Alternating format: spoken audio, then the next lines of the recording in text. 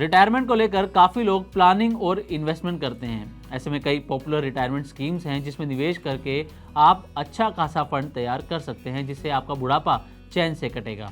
उन्हीं स्कीम में से एक है नेशनल पेंशन स्कीम, जिसमें देश का कोई भी नागरिक जिसकी उम्र 18 साल से ज़्यादा है वो अपनी स्वेच्छा से निवेश कर सकता है। लेकिन इस स्कीम की खास बात यह है कि इस स्कीम में एनआरआई भी पैसा लगा सकते हैं, यानी जो भारत के नागरिक तो हैं लेकिन देश में न रहकर विदेशों में रहते हैं, वे लोग भी इस स्कीम में पैसा निवेश करने का अधिकार रखते हैं। क्या है एनआरआई के लिए एनपीएस में निवेश करने के नियम और शर्तें, चलिए आपको इस वीडियो में विस्तार से बताते हैं।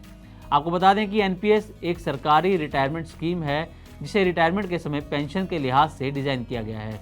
इस स्कीम के जरिए कोई भी निवेशक रिटायरमेंट फंड के साथ अपने लिए पेंशन का इंतजाम भी कर सकता है। लेकिन अगर एनआरआई इसमें निवेश करता है तो उसे उनके लिए अलग नियम और शर्तें हैं।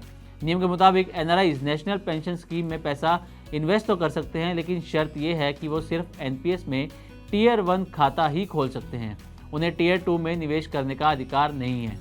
आपको बताते हैं कि इन दोनों में फ़र्क क्या है।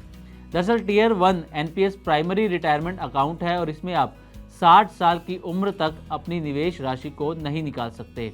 इसमें पब्लिक, प्राइवेट, हर सेक्टर के कर्मचारी, सेल्फ एम्प्लॉयड और एनआरआई समेत भारत के सभी नागरिक निवेश कर सकते हैं। एनपीएस में किए निवेश पर आपको इनकम टैक्स एक्ट के सेक्शन 80C के तहत अधिकतम 1.5 लाख और सेक्शन 80CCD 1B के तहत 50,000 रुपये तक की अतिरिक्त टैक्स छूट मिलती है। एनपीएस में निवेश की गई जमा कुल राशि का 60% आपको 60 साल के होने के बाद एक मुश्त दिया जाता है। बाकी के 40% हिस्से को आपको एन्युटी के तौर पर इस्तेमाल करना होता है। इसी एन्युटी से आपको पेंशन मिलती है। चूँकि एनपीएस में जमा राशि को इक्विटी और सरकारी बॉन्ड्स में निवेश किया जाता है, तो ऐसे में इस पर मिलने वाले रिटर्न बाजार की परफॉर्मेंस पर निर्भर करता है, पर लंबे समय में इस पर अच्छे रिटर्न मिलने के आसार होते हैं। वहीं टियर 2 एनपीएस एक ऑप्शनल इन्वेस्टमेंट अकाउंट है, जिसके लिए पहले टियर 1 में अकाउंट होना ज़रूरी है। हालांकि टियर 1 की तरह इसमें कोई लॉक इन पीरियड नहीं है। ऐसे में निवेशक कभी भी पैसा अपने अकाउंट से निकाल सकता है। हालांकि इस अकाउंट में किए गए निवेश पर आपको इनकम टैक्स एक्ट के सेक्शन 80C के तहत कोई टैक्स छूट नहीं मिलती। बात करें एनआरआई की, तो उन्हें टियर 1 एनपीएस में अकाउंट खुलवाने के लिए ज़रूरी केवाईसी करवाना ज़रूरी है। अब बात करें निवेश की, तो एनपीएस में निवेश करने के लिए सबसे पहले इसकी आधिकारिक वेबसाइट eNPS पर जाना होता है। इसके बाद रजिस्टर फॉर एनपीएस के ऑप्शन पर क्लिक करके नीचे दिए एनआरआई ऑप्शन को चुनना होता है, जिसके बाद आप इस साइट पर रजिस्टर कर सकते हैं।